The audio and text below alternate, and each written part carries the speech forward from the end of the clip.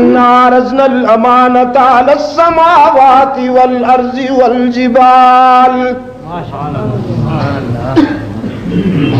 فابین ان یحملنها واشفقن منها وحملها الانسان انه كان ظلوما جهولا. یہ بیمار تو تھا،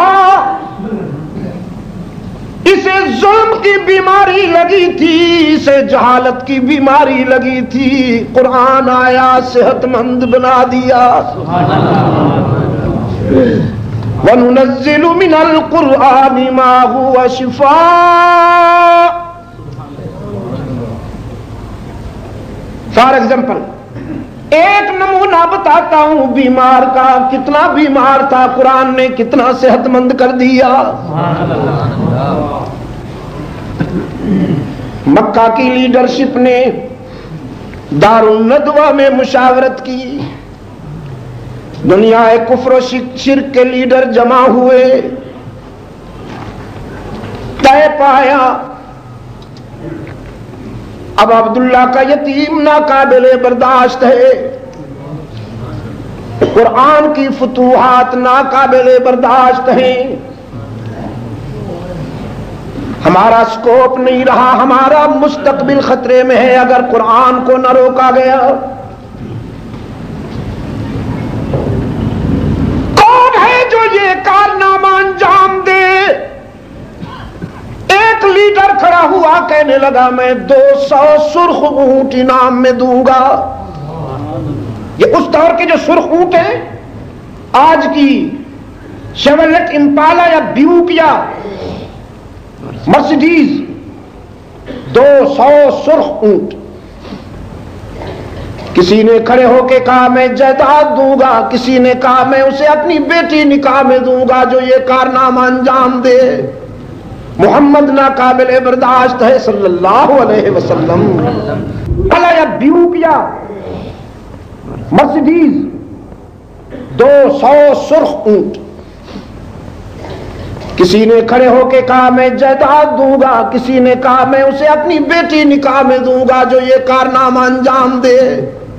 محمد ناقابل برداشت ہے صلی اللہ علیہ وسلم.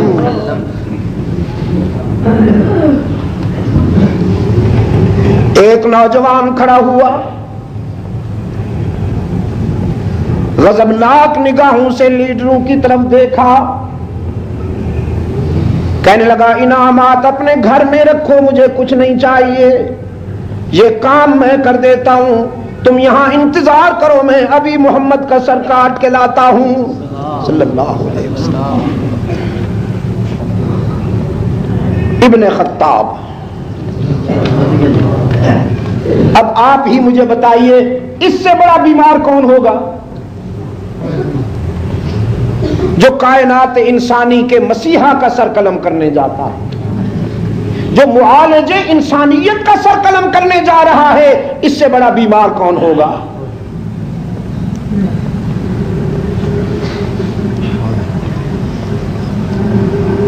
شمشیر بکف نکلا،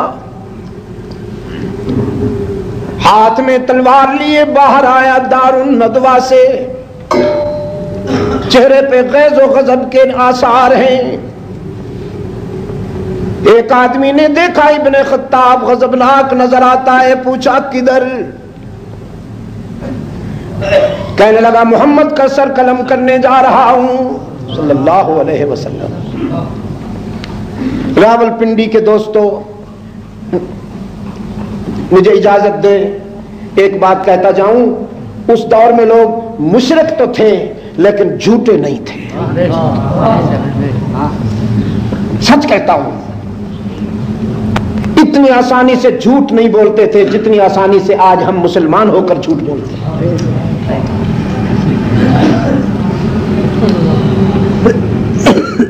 ابن خطاب نے کہا میں ابن عبداللہ کا سر قلم کرنے جا رہا ہوں، اس کا قرآن ناقابل برداشت ہے. اس آدمی نے کہا اگر قرآن ناقابل برداشت ہے تو پہلے اپنی بہن فاطمہ کے گھر سے ہوتے جاؤ. اچھے لوگ دوسروں کے گھر جانے سے پہلے اپنے گھر کی خبر لیتے ہیں. میں کانوں سے سن کے آ رہا ہوں کہ تیری بہن کے گھر سے قرآن کریم گونج رہا ہے.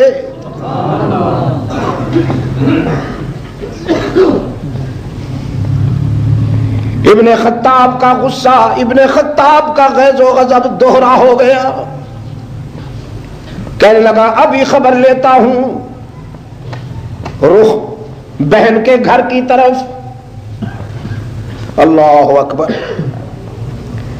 مکہ کی خاموش رات اور نصف شب گزر جانے کے بعد کا سناٹا بہن کے گھر کے قریب آیا تو فضا میں تحلیل ہو کر کوثر و تسنیم میں دھلی ہوئی قرآن کریم کی آیات کی آوازوں نے بگڑے ہوئے عمر کا استقبال کیا. سورہ طٰہٰ پڑھی جا رہی تھی. ما انزلنا علیک القرآن لتشقى الا تذکرۃ لمن یخشى تنزیلا ممن خلق الارض والسماوات العلی الرحمن علی العرش استوى له ما في السماوات وما في الأرض وما بينهما وما تحت الثرى وإن تجهر بالقول فإنه يعلم السر وأخفى الله لا إله إلا هو. بڑھتے ہوئے قدم رک گئے. دل کی دنیا میں قرآن کریم نے ڈیرے لگانا شروع کیے. کفر و جہالت کے جراثیم پہ زوال آیا. قرآن کریم نے ابن خطاب کے ضمیر پہ دستک دی. اللہ لا الہ الا ہو.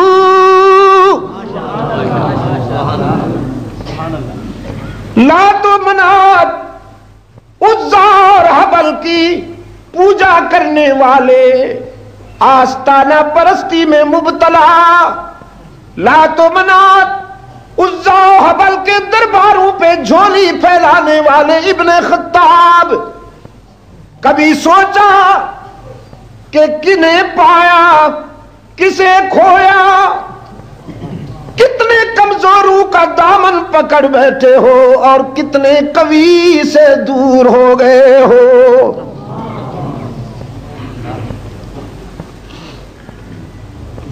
فانی کو پکڑ لیا، باقی کو چھوڑ دیا. اللہ لا الہ الا ہو لہ الاسماء الحسنى.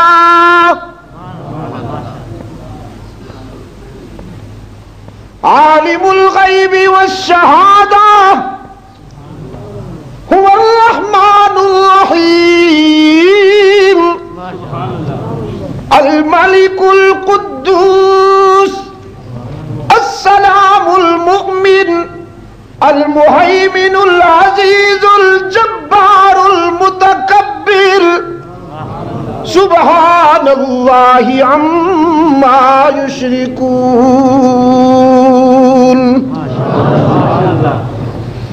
اللہ لا الہ الا ہو لہ الاسماء الحسنى. رات کی تنہائی میں مکہ کے پرسکون سناٹے میں قرآن کریم کو سننے والا ابن خطاب اجمی نہیں، عربی ہے اور عربی زبان کی فصاحتیں جانتا ہے، بلاغتیں جانتا ہے، صرف سن نہیں رہا سمجھ بھی رہا ہے، صرف سن نہیں رہا ہماری طرح، سمجھ بھی رہا ہے۔ لہ الاسماء الحسنى وَهَلْ أَتَاكَ حَدِيثُ مُوسَىٰ إِذْ رَأَىٰ نَارًا فَقَالَ لِأَهْلِهِمْ امْكُثُوا إِنِّي آنَسْتُ نَارًا لَعَلِّي آتِيكُم مِّنْهَا بِقَبَسٍ أَوْ أَجِدُ عَلَى النَّارِ هُدًى فَلَمَّا أَتَاهَا نُودِيَ يَا مُوسَىٰ إِنِّي أَنَا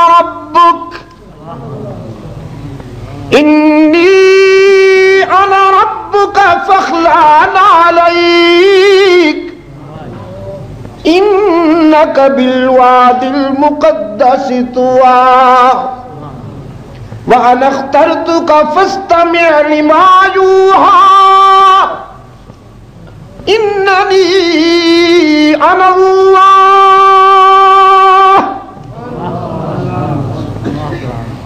لَا إِلَٰهَ إِلَّا أَنَا فَاعْبُدْنِي۔ عمر نے اپنے ضمیر سے پوچھا مانوں یا انکار کروں؟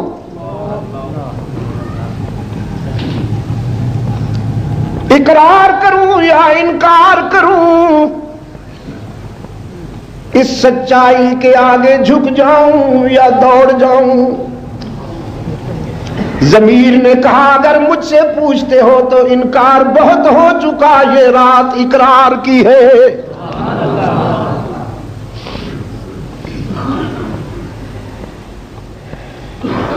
قرآن کریم نے فرمایا اننی انا اللہ۔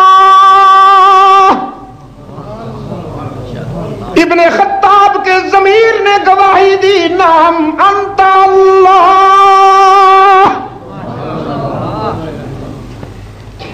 جلدی سے آگے بڑھے، بہن کے دروازے پہ دستک دی، نوک کیا۔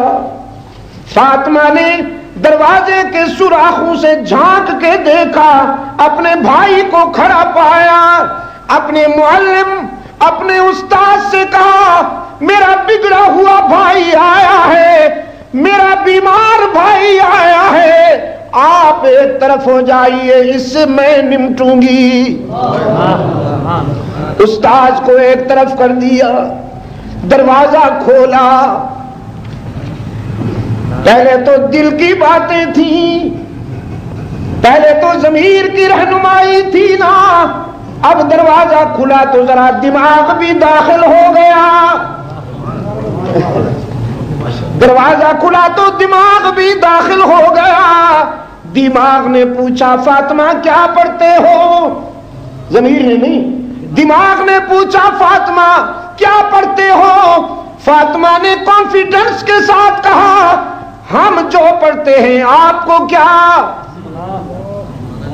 عمر نے کہا جانتا ہوں جو تم پڑھتے ہو، معلوم ہے مجھے۔ فاطمہ نے کہا جب معلوم ہے تو پوچھتے کیوں ہو؟ عمر نے کہا پوچھتا اس لیے ہوں کہ مجھ سے مشورہ لیے بغیر تم نے یہ فیصلہ کیسے کیا؟ فاطمہ نے کہا یہ باتیں مشورے کی نہیں، یہ تو اس کے انتخاب کی بات ہے۔ جب اس نے پسند کر لیا، جب اس نے چن لیا تو ہم پوچھیں کس سے؟ برادر مکرم، یہ بات تجھے بری لگے یا اچھی، تو اسے گوارا کرے یا نہ کرے، اطلاع عرض ہے کہ ہم بہت عرصے سے رحمت عالم کے غلام بن چکے۔ دماغ نے بازو اٹھایا، ایک نسوانی پیکر پر پوری قوت سے بازو مکہ بن کر لپکا، فاطمہ زمین پہ جا گری، عمر نے لاتوں اور مکوں کی بارش برسا دی، سر سے پاؤں تک فاطمہ خون میں نہا گئی۔ اور راولپنڈی کے دوستوں، عشق کے سفر میں جب جسم زخمی ہو جاتا ہے، عشق کے سفر میں جب جسم زخمی ہو جاتا ہے تو پھر روح پہ شباب آتا ہے، روح پہ جوانی آتی ہے۔ فاطمہ نے کہا عمر، جس ماں کا تو نے دودھ پیا میں نے بھی تو اسی ماں کا دودھ پیا، پر یہ مقدر کی بات ہے کہ تو اس ماں کا دودھ پی کر کفر پہ پکا ہو گیا ہے، اور میں اسی ماں کا دودھ پی کر ایمان پہ پختہ ہو چکی ہوں۔ اب دماغ ہار گیا، دماغ شکست کھا گیا۔ زمین نے کہا بس ہو چکا، بہت ہو چکا، اب ذرا دیکھ تو صحیح وہ صحیفہ کیا ہے، وہ کلام کیا ہے جو تو نے سنا۔ اب درخواستی بن گیا، کہنے لگا مجھے بھی دکھاؤ وہ کیا تھا جو تم پڑھ رہے تھے۔ درخواست کی، فاطمہ بنت خطاب فرمانے لگی ہے تو بہت بڑا خوشی کا وقت کہ تو نے بھی قرآن طلب کیا، بہت بڑا خوشی کا وقت ہے میرے لیے کہ تو نے بھی قرآن طلب کیا، لیکن اس موقع پہ بھی ہوش کا دامن نہیں چھوٹے گا۔ کتاب اللہ کے آداب یہ ہیں کہ اسے مشرک نہیں چھو سکتا۔ آپ شرک کے بیمار ہونے کی وجہ سے ناپاک ہیں، لا یمسہ الا المطہرون۔ میں آپ کے دامن میں قرآن، آپ کے ہاتھوں میں قرآن نہیں دے سکتی ہوں۔ قانون کی بات تھی، یہ تو عمر بھی سمجھتا تھا کہ قانون موم کی ناک نہیں ہوتا، پھر قانون بھی اللہ کا۔ چپ ہو گئے، لیکن آرزو آنکھوں میں سمٹ آئی، تمنا آنکھوں میں سمٹ آئی۔ رحم طلب نگاہوں سے بہن کی طرف دیکھا، کیا میں قرآن نہیں دیکھ سکوں گا؟ تو پھر بہن نے اپنا دوپٹہ بھائی کی گود میں رکھ کے قرآن کریم کو دامن میں رکھ دیا۔ لکڑی پہ لکھا تھا، پتے پہ لکھا تھا، یا کسی کپڑے پہ لکھا تھا، جس صورت میں بھی تھا قرآن سامنے رکھ دیا۔ پابند کیا ہاتھ نہیں لگانا، صرف دیکھو۔ اور جو ہی نظر پڑی حسن اتفاق دیکھی، قرآن کریم نے پھر کہا اننی انا اللہ۔ نعرہ تکبیر، عظمت قرآن مقدس، اننی انا اللہ۔ زندگی اور موت کا مالک کون؟ اننی انا اللہ۔ حسن اتفاق ہے۔ جو ہی نظر پڑی قرآن کریم نے پھر وہی بات دہرائی، اننی انا اللہ۔ ابن خطاب نے کہا نعم انت اللہ واشہد ان لا الہ الا اللہ واشہد۔ بہن نے منہ پہ ہاتھ رکھ دیا، کہنے لگی یہ شہادت تو یہاں ہو گئی، اگلی شہادت ان کے قدموں میں جا کے دونا۔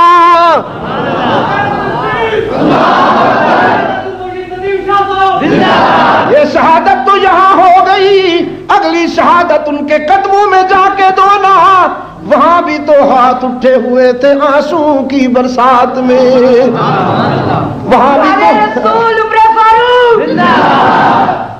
وہاں بھی تو آنسو کی برسات میں ہاتھ اٹھے ہوئے ہیں۔ اے میرے بے نیاز معبود، اے میرے دادا ابراہیم کے معبود، تجھ سے کوئی منوا تو نہیں سکتا، تجھے کوئی مجبور تو نہیں کر سکتا، بس یہ تیرے محبوب کی آرزو ہے، محمد کی تمنا ہے، دو نام پیش کرتا ہوں، ان میں سے کوئی ایک ادھر بھیج، یا عمرو بن ہشام یا عمر بن خطاب۔ رب العالمین نے فرمایا میرے محبوب عمرو بن ہشام مالدار ہیں، دولت مند ہیں، ساہوکار ہیں، وڈیرا ہے، چودھری ہے، لعنت بھیج، لعنت بھیج، رہنے دے، میں تجھے وہ ہیرا دے رہا ہوں جس کے پاس جوانی ہے، شباب ہے، غیرت ہے، شوکت ہے، سولت ہے، جلالت ہے۔ ابن ہشام کو رہنے دو، ابن خطاب کو بھیجتا ہوں۔ اب یہ سب تیاریاں ہیں، یہ سب تمہید ہے۔ بہن نے منہ پہ ہاتھ رکھا، توحید کی شہادت تو ہو گئی، رسالت پر گواہی، رسالت کے قدموں میں جا کے دھونا۔ ابن خطاب سوچنے لگے، پوچھا آپ بھی میرے ساتھ چلیں گے؟ فاطمہ نے کہا عشق کی منزل پہ اکیلے جانا ہوتا ہے، اکیلے جاؤ گے اور اسی حال میں جاؤ گے جس حال میں آئے تھے۔ ابن خطاب ہاتھ میں تلوار لیے روانہ ہوئے۔ ادھر رحمت عالم صلی اللہ علیہ وسلم کے مسکن پر آپ کے چچا محترم حضرت حمزہ پہرے پہ ہیں۔ انہوں نے دور سے ابن خطاب کو آتے دیکھا، ظاہر ہے کہ یہ نام دشمن کا تھا، دوست کا تو نہیں۔ عمر کو آتے دیکھا، للکارا، فرمایا خبردار، سوچ کے آنا، یہ رحمت عالم کی بارگاہ ہے، یہاں تو اونچی آواز سے بولنا بھی گوارا نہیں۔ رحمت عالم نے سنا، فرمایا چچا فکر کرنے کی ضرورت نہیں، اسے روکو نہیں، آنے دو، یہ دشمن بن کر نہیں آ رہا، دوست بن کر آ رہا ہے۔ دروازہ کھلا، ابن خطاب اندر داخل ہوئے۔ رحمت عالم نے فرمایا کیسے آئے ابن خطاب؟ عرض کیا اللہ کے رسول سر لینے آیا تھا۔ ابن خطاب ہاتھ میں تلوار لیے روانہ ہوئے۔ ادھر رحمت عالم صلی اللہ علیہ وسلم کے مسکن پر آپ کے چچا محترم حضرت حمزہ پہرے پہ ہیں۔ انہوں نے دور سے ابن خطاب کو آتے دیکھا، ظاہر ہے کہ یہ نام دشمن کا تھا، دوست کا تو نہیں۔ عمر کو آتے دیکھا، للکارا، فرمایا خبردار، سوچ کے آنا، یہ رحمت عالم کی بارگاہ ہے، یہاں تو اونچی آواز سے بولنا بھی گوارا نہیں۔ رحمت عالم نے سنا، فرمایا چچا فکر کرنے کی ضرورت نہیں، اسے روکو نہیں، آنے دو، یہ دشمن بن کر نہیں آ رہا، دوست بن کر آ رہا ہے۔ دروازہ کھلا، ابن خطاب اندر داخل ہوئے۔ رحمت عالم نے فرمایا کیسے آئے ابن خطاب؟ عرض کیا اللہ کے رسول سر لینے آیا تھا، اب سر دینے آیا ہوں۔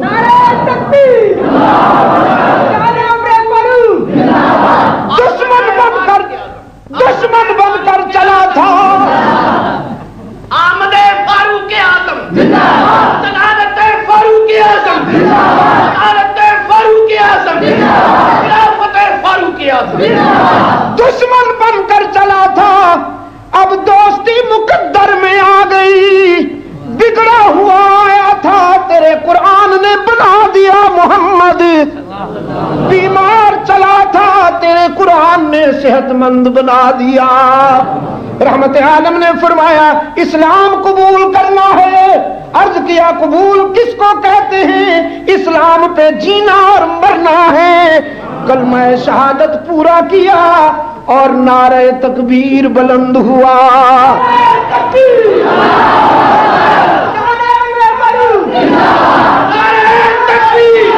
ہاں اللہ کے رسول صلی اللہ علیہ وسلم نے فرمایا ابن خطاب تیاری کرو نماز پڑھنی ہے نا. اسی دوران فجر کی نماز کا وقت ہو گیا تھا. بس اتنا سا وقت لگا آپریشن میں, بس اتنا سا وقت لگا. نماز کی تیاری کرو نا. تقدیر نے کہا ابن خطاب قربانت شوم, قربانت شوم ابن خطاب, زندگی کی پہلی نماز کیسی پڑھو گے؟ تو مقتدی بنے گا, محمد تیرا امام بنے گا. یہ تیری زندگی کی پہلی نماز ہے. وضو بنایا, وضو بنا چکے تو عرض کیا نماز ہوگی کہاں؟ اللہ کے رسول صلی اللہ علیہ وسلم نے فرمایا یہیں. عرض کیا پر کیوں؟ اللہ کی عبادت اللہ کے گھر میں کیوں نہ ہو؟ رحمت عالم نے فرمایا تیری قوم کو گوارا نہیں وہاں جانا. یہ بھی حضور کی مثالی شرافت تھی. یہی رکاوٹ بنا ہوا تھا, ابن خطاب رکاوٹ بنا ہوا تھا کہ کوئی مسلمان بیت اللہ میں نظر نہ آنا چاہیے. لیکن حبیب کبریا نے سوچا جو اپنا بن کے آ جائے اسے ماضی پہ تانا بھی نہیں دیا کرتے. فرمایا تیری قوم گوارا نہیں کرتی نا عمر. لیکن عمر تو سمجھ گئے. عرض کیا اللہ کے رسول بس جو بھی گوارا نہیں کرتا وہ گزر گیا. یہ سب کہانیاں ماضی میں چلی گئی. میں جا رہا ہوں, بیت اللہ کا دروازہ کھولتا ہوں, آپ تشریف لائیے, میں دیکھتا ہوں کون ہے جو آپ کے راستے میں رکاوٹ بن کے دکھائے. صفا کی بلندی پر, صفا کی بلندی پہ کھڑا ہے ابن خطاب. صبح کا چہرہ, صبح کا چہرہ سرخ ہو کر نمودار ہو رہا ہے. ادھر ابن خطاب نے مکہ کی لیڈرشپ کو پکارا. دنیا کفر کے بیماروں, دنیا شرک کے آدم خور کرگسوں, ابن خطاب بول رہا ہوں یہ صبح میرے ایمان کی صبح ہے, یہ فجر میرے ایمان کی فجر ہے. رحمت عالم کے موقف سے تم نے میرا انکار بھی دیکھا تھا, اب اقرار دیکھو گے. تم نے میری بغاوت دیکھی تھی, اب رحمت عالم سے اطاعت دیکھو گے. تم نے میرا بگڑنا دیکھا تھا, اب سنورنا دیکھو گے. تمہیں قرآن اچھا نہیں لگتا, مجھے میری قرآن کے بغیر نبھتی نہیں.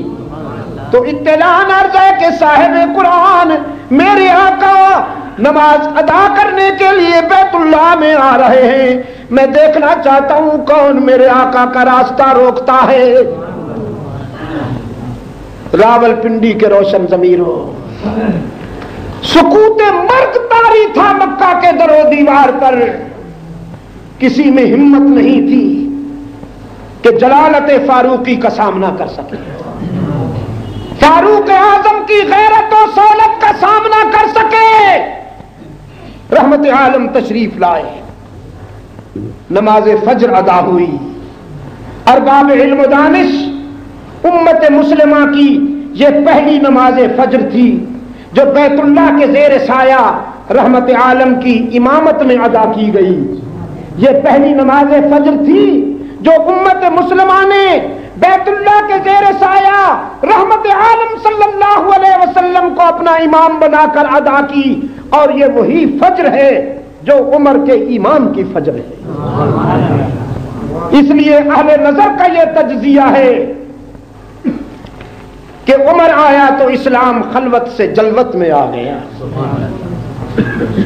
عمر سے پہلے اسلام انڈور تھا, عمر آیا تو اسلام آؤٹ ڈور ہو گیا. اس لیے تاریخ کریڈٹ دیتی ہے اس مرد نر کو. اول من فتح باب الکعبۃ عمر, اول من اسلم جہرا عمر. جس نے اپنے ایمان کا بلند آواز سے اعلان کیا وہ بھی عمر ہے, اور جس نے بیت اللہ کا بند دروازہ کھولا وہ بھی عمر ہے. جس نے سینہ تان کے ہجرت کی وہ بھی عمر. بیمار اتنا تھا, میں آپ کو یہ بتانا چاہتا تھا راول پنڈی کے روشن ضمیروں, بیمار اتنا تھا کہ صاحب قرآن کا سر قلم کرنے جا رہا تھا. لیکن جب قرآن آیا تو پھر اتنا صحت مند ہو گیا کہ یہ فرش پہ بولتا ہے تو اس کی گفتار عرش سے قرآن بن کر نازل ہوتی ہے۔